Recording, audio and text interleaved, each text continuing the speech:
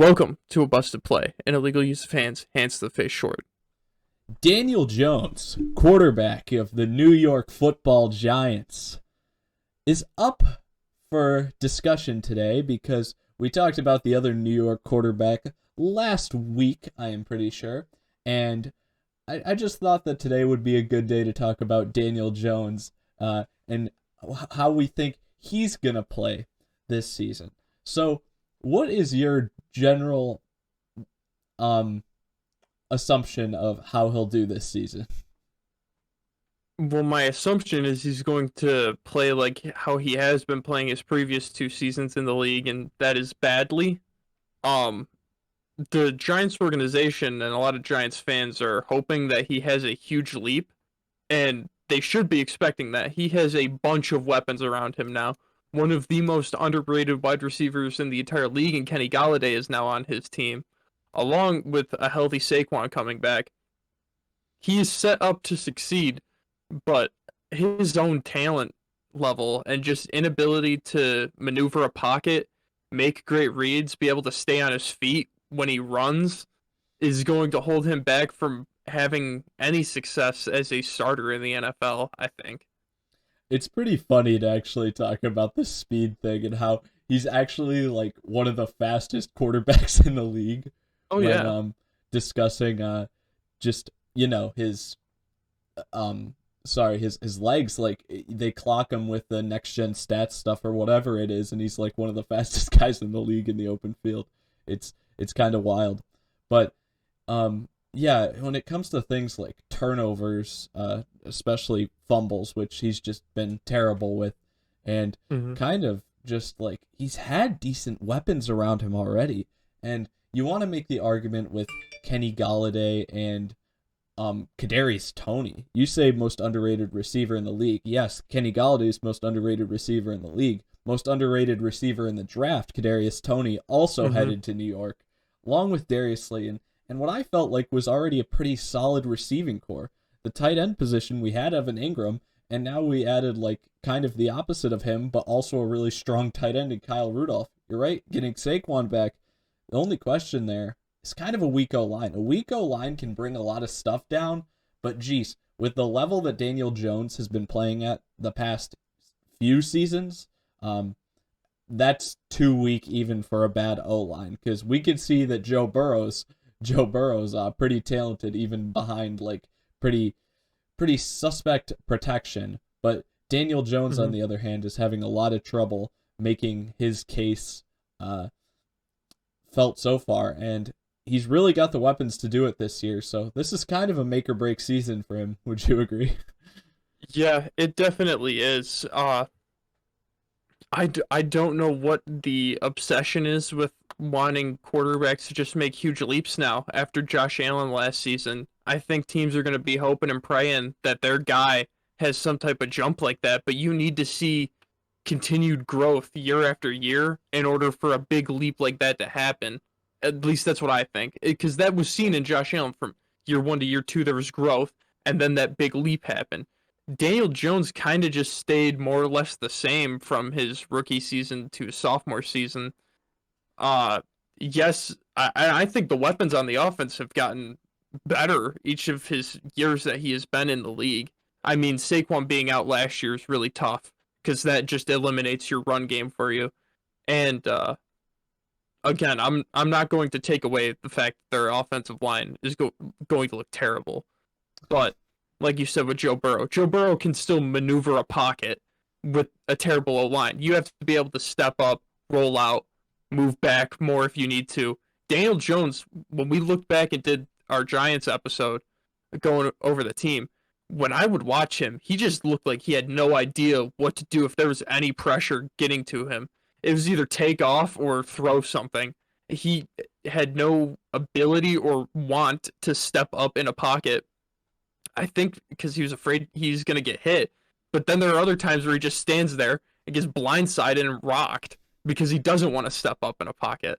So hopefully that's something Joe Judge can work on him with. I mean, if there's anyone that's going to make you not afraid to get hit, it seems like it's Joe Judge going out there jumping on football, soaking wet. Yeah. If only Dan Campbell were the head coach, but Oh, jeez. one Daniel level Jones would below be him is Joe Judge. Yeah, Daniel Jones would be like Ben Roethlisberger in that one video clip where he's just hitting Oh the yeah, sacks. yeah, yeah. No, I agree. Um, Daniel Jones, come back to this point a lot too. We talk about flash plays. I'll give credit to the Zach Wilson fans. We got flash plays with Zach Wilson. Hmm. Daniel Jones has had opportunities for some flash plays, like maybe 90-yard touchdown runs or something like that, where it would be like, whoa, this Yeah. guy.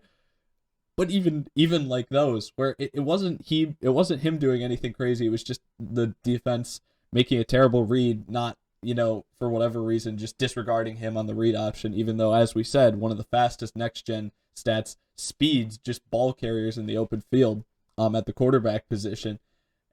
And yet the defense disregards him. He gets loose, and then he trips over himself. I mean, that could happen to anybody. That's like a 1 in a million type play. And I don't want to just hone in on that being like, oh, that's the only reason this is happening. It's just that kind of sums up him so well. It's like he's got just issues that appear a lot and at bad moments. And when the opportunity presents itself for him to have a really great moment, he doesn't usually show up. And Hmm.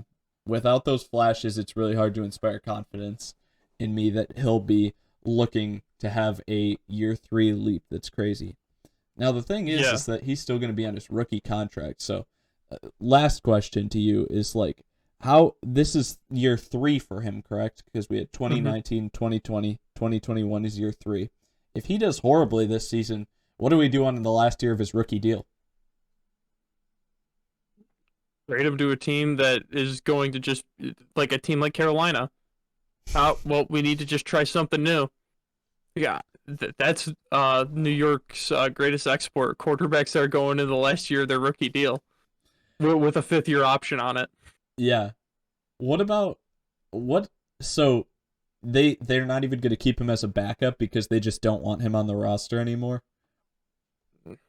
I I really I don't like having young guys that could challenge. Like if you're gonna draft, just say that they really stink up the joint and they get Spencer Rattler or whoever's the number 1 quarterback. I don't know. I don't know if you want Daniel Jones back there. Just be like, oh well, Daniel's still gonna start the first 3 games for us or whatever. Because one, Spencer Rattler isn't going to allow that. I don't think any rookie quarterback's gonna be like this guy. No, this guy isn't starting a quarter of the season. But then if the rookie starts having some bumps in the road like rookies do, I don't know if you want the fan base or the media, especially that New York media, calling for Daniel Jones to be reinstated because obviously Spencer Rattler Sam Howell experiment didn't work and we just need to go back to what we know, and what we know is Daniel Jones. Yeah, I'd say this team, in my perspective, like I'm feeling like it's going to be a top 5 pick, at best like a top 10 pick. Like, meaning they did really well during the season. Like, I do not expect a lot of this team, and there's some other people that think a lot more of this team. They're lucky they got the Eagles in their division. I'll say that. Yeah, yeah, they're in the weakest division in football, but they may be the weakest team in that or second weakest team in that division. Yeah, it's not So going to be too it's not going to be too pretty in our opinions, and we'll have to see. I mean, maybe the weapons will be able to pull up him. It's going to need to be a big jump that's almost completely unforeseen. yeah, if that Josh Allen jump was unprecedented in the NFL, if Daniel Jones somehow becomes the MVP runner-up like Josh Allen was last season, I don't know what I will do. I will be so happy for the guy if he can make a jump like that, because that offense, if he is like competent MVP runner-up, like shows himself to be an elite QB in the NFL, that offense is going to be fun to watch. Yeah, and I think that's like a once in a century type thing, Mm-hmm. really. Okay, what about this though? Where does he need to rank, say, like, just overall, in the quarterback, like, in terms of the whole league? Where does he have to rank overall for them to not move on from him? top 12. Top 12, really? Yeah. You think if he's like 16th or 17th, they would be done? Because that's improvement. No, that is improvement. I don't know if it'd be the type of improvement that they're expecting from him though. I think, yeah, I think if he's a bottom 10 quarterback, Oh, then definitely.